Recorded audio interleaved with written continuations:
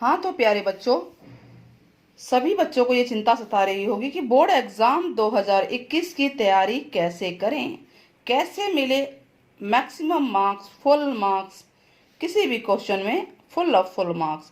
ऐसा क्या लिखें कि एग्जामिनर आपको फुल मार्क्स दे दे, किसी भी क्वेश्चन में जो क्वेश्चन आपका है उसमें पूरे मार्क्स मिले। तो आप सही प्लेटफॉर्म पे आए हैं, ये चैनल आपके लिए बना है। आप इस चैनल पे वीडियोस और भी देख सकते हैं। साथ में आज मैं आपको बताने जा रही हूँ कि किस तरह से आप पेपर को 2021 के एग्ज़ाम को, सीबीएसई बोर्ड के एग्ज़ाम को अटैम्प्ट करेंगे तो आपके मार्क्स अच्छे और ज़्यादा अच्छे और आपके मार्क्स में इंक्रीज हो सकता है। तो सबसे पहले हमारे चैनल को सब्सक्राइब करना ना भूलें। चैनल है एडविला पॉइंट, और साथ में वीडियो को शेयर जरूर कीजिएगा। तो अगर आप परीक्षा की तैयारी कर रहे हैं और परीक्षा में बैठ रहे हैं इस बार, तो इस वीडियो को आप ध्यान से देखिएगा।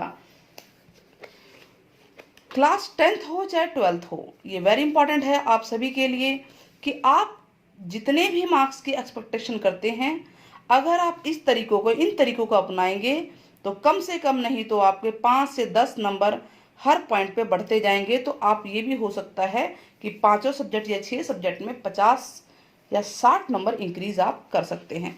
तो 50 to 60 मार्क्स आप इंक्रीज कर सकते हैं जितने भी आपके आने हैं, लेकिन आपको टेक्निक के साथ चलना होगा। ठीक है, तो 10 से 15 मार्क्स का फायदा हर सब्जेक्ट में आपको होने वाला है। देखते रहिएगा, एंड तक वीडियो को देखते रहिए कि मैं आपको सारी बातें बताने जा रही हूँ। तो सबसे मेन बात है कि जब हम बोर्ड एग्जाम में बैठते हैं, बच्चे आप लोग बोर्ड एग्जाम में बैठते हैं, तो आपको डर होता है बहुत सब चीज़ों का। पहली बात, जो बच्चों की लिखाई खराब होती है, राइटिंग खराब है, तो राइटिंग खराब का डर है। अब राइटिंग खराब है, क्या करें, क्या राइटिंग खराब की वजह से हमारे मार्क्स कटेंगे, क्या होगा, ये डर हर उस बच्चे को सताता है जिसकी राइटिंग की प्रॉब्लम है। दूसरा, हम लिखें तो कैसे लिखें। नाउ अगर कई प्रश्न क्वेश्चन में नहीं, बोर्ड में नहीं आते, हमें ये भी डर होता है कि हमें ये क्वेश्चन नहीं आता, हमें वो क्वेश्चन नहीं आता। अब हम क्या करें, हमें क्या करना ऐसा चाहिए कि हम इन क्वेश्चन को अटेम्प्ट करें और ये हमारे क्वेश्चन ना छूटे। कुछ बच्चों को ये भी डर होता है कि अगर प्रश्न ना आए तो कैसे लिखें, हमें प्रश्न को छोड़ना भी नहीं है। दूसरी बात, प्रश्नों को कैसे हल करें, ये सबसे बड़ी समस्या है कि प्रश्न तो आ रहा है, स्टार्ट कैसे करें, सॉल्व कैसे करें, या अच्छे अंक कैसे लाए, ये जनरल क्वेश्चन है। सभी बच्चों का ये डर होता है, चाहे वो बच्चे एवरेज वाले हों या बिलो एवरेज हों या अबव एवरेज हों। सभी बच्चों के दिमाग में ये क्वेश्चन तो जरूर आता है कि अच्छे अंक कैसे लाएं या अच्छा उत्तर कैसे लिखें। तो मैं आज आपको बताऊंगी कि कैसे आपको अच्छा उत्तर लिखना है। फिलहाल अभी थोड़ा सा और जो प्रॉब्लम्स है बच्चों की, उसके बारे में डिस्कस करते हैं कि बोर्ड एग्जाम की कॉपी मिलते ही आपको पहला काम है कि क्या करना है, कि जैसे ही आपको बोर्ड एग्जाम की कॉपी मिले तो आपको क्या करना है, ये भी कई बच्चे सोचते हैं। और अगर कोई प्रश्न आधा आता है, पूरा नहीं आता, तो क्या करें, ये भी बच्चों के दिमाग में डाउट होता है। तो चलिए इन सभी डाउट्स को, इन सभी डर को या इन सभी क्वेश्चंस को सॉल्व करने की कोशिश करते हैं बच्चों। क्योंकि बहुत कम टाइम बचा हुआ है, तो बोर्ड एग्जाम में बैठने से पहले सबसे मेन पॉइंट यह है कि आप तैयारी कैसे करें। तैयारी करना बहुत ज़रूरी है, तैयारी किस तरीके से करना ये भी बहुत ज़रूरी है।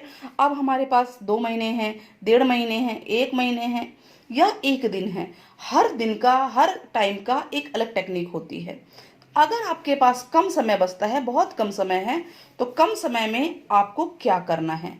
तो सबसे पहले जो आपका लेटेस्ट सिलेबस है उसको ध्यान से पढ़िए कि आपके सिलेबस में क्या आना है और क्या नहीं आना है।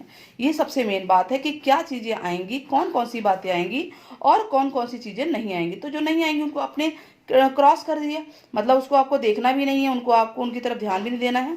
जो आएंगी उन पे ध्यान देना है। अब जो आएंगी उनमें से आपको आता कौन कौन सा है, कौन सा इजी है, यानी जो भी आता है उसमें इजी क्या है। तो हम जब भी तैयारी करें, आप जब भी तैयारी करें, तो इजी टॉपिक्स की तैयारी पहले करें, उसके बाद एवरेज पे आ जाइए, ठीक है, और उसके बाद हार्ड टॉपिक पे आइए। तो हार्ड टॉपिक पे सबसे बाद में आएंगे। और अगर कोई नए टॉपिक है तो बहुत कम अगर टाइम बचता है आपके पास, सपोज 1 दिन का, 2 दिन का या 7 दिन का, ऐसे, तो नए टॉपिक्स को आप टच मत कीजिए। क्यों, अगर इजी है तो आप टच कर सकते हैं, लेकिन अगर हार्ड है तो आप उसको टच मत कीजिए, क्योंकि इसको टच करने में आपका वेस्टेज टाइम होगा, उसको समझने में टाइम लगेगा।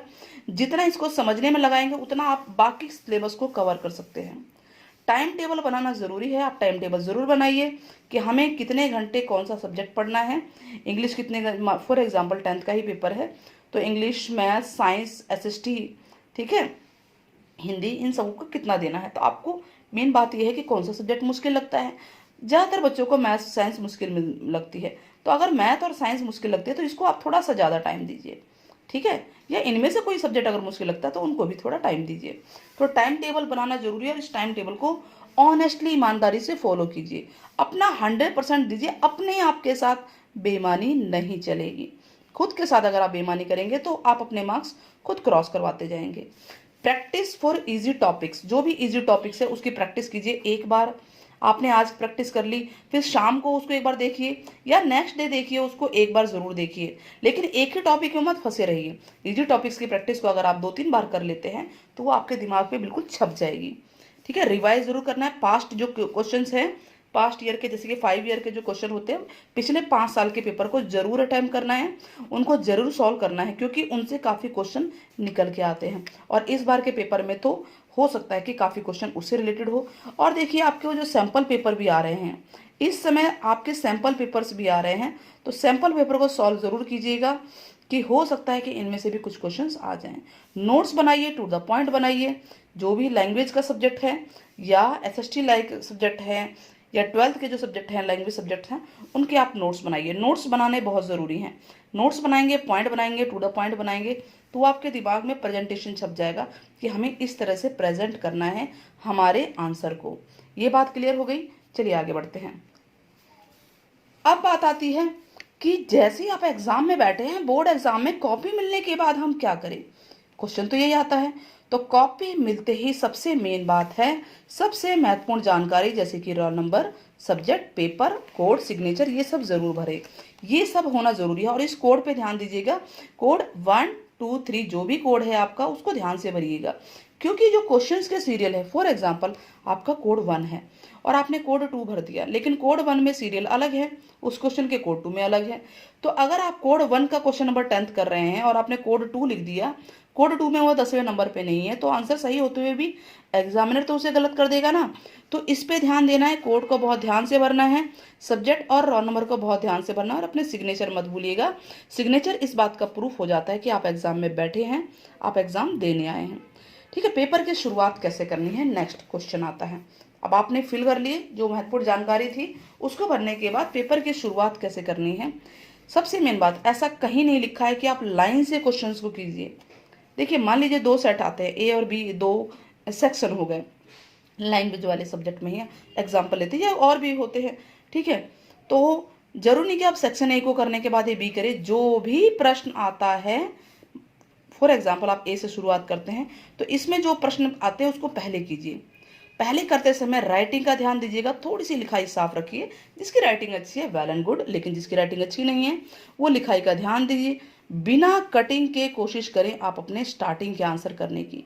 जैसे ही आप 5 से 6 पेज भर लेते हैं, तो क्या होता है, जब एग्जामिनर चेक करता है आपका पेपर, उसके दिमाग में एक गुड इंप्रेशन आता है आपके पेपर के लिए। जब वो गुड इंप्रेशन आएगा तो आपके मार्क्स वो बढ़ते जाएंगे, ऑटोमेटिकली बढ़ेंगे।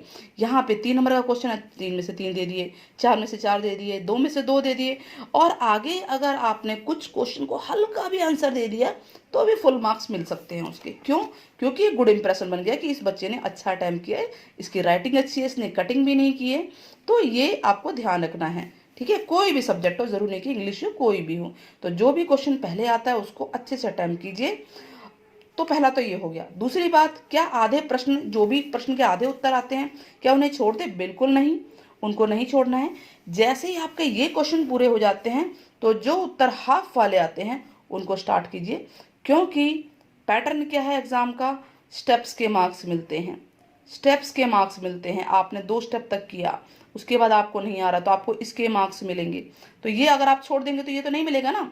कहते हैं कि something is better than nothing, है कि नहीं। कुछ नहीं से बढ़िया है कि कुछ तो मिले, तो यहाँ से कुछ मिलेगा। और हो सकता है कि यहाँ से करते करते आपको ये पूरे मार्क्स भी मिल जाएं। आपने अगर ये सही स्टेप कर दिए तो हो सकता है कि आपके दिमाग में उसमें आ जाए। तो छोड़ना नहीं है। दूसरी मेन बात ये ध्यान रखनी है कि जितने शब्दों में बोला जाए, ये स्पेशली सब्जेक्टिव टाइप के, जैसे मैथ्स को छोड़ के जैसे साइंस वाइंस है, इंग्लिश है, इन सब्जेक्ट्स के लिए हो गया, अकाउंट्स के लिए नहीं है, बिजनेस वगैरह हो गया, इको हो गया 12th क्लास में। तो जितने शब्दों में बोला जाए उतने में ही उत्तर दीजिए। फालतू उत्तर एग्जामिनर को पसंद नहीं है, चेकर को पसंद नहीं है, ठीक है, इनको पसंद नहीं है। जितना बोला जाता है उतने जवाब दीजिए, जितने पॉइंट बोले जाते हैं उतने पॉइंट में जवाब दीजिए। क्वालिटी और क्वांटिटी दोनों मैटर करती है, ध्यान रखिएगा। क्वांटिटी सिर्फ मत भरिए, क्वांटिटी भरे जा रहे हैं उसमें क्वालिटी नाम की चीज़ नहीं। क्वालिटी क्या होती है, आपने आंसर को कैसा लिखा, आंसर लिखने का तरीका, आंसर लिखने का तरीका जो वे है वो बहुत अच्छा होना चाहिए, क्वांटिटेटिव होना चाहिए। और बहुत अच्छा कैसे होगा, बिल्कुल सिंपल है, पॉइंट्स में लिखिए, हेडिंग लिखिए, ठीक है। ग्राफ डायग्राम वगैरह अगर बनता है, एरो डायग्राम बनता है, जिस तरह से भी इस तरह से डायग्राम बने, जो भी आपको लगता है, या आप टेबल फॉर्म में बताना चाहें डिफरेंस को, या आप इस तरह से पॉइंट बताना चाहें, जो भी आपको लगता है कि आप कैसे प्रेजेंट कर सकते हैं, उसके लिए आप पहले नोट्स जब बना रहे होंगे तो आपकी आदत पड़ जाएगी, ठीक है। गुड प्रेजेंटेशन जरूरी है, टू द पॉइंट्स आंसर लिखना है, और किसी भी क्वेश्चन का, जो भी क्वेश्चन कर रहे हो उसका एंड जरूर कीजिएगा।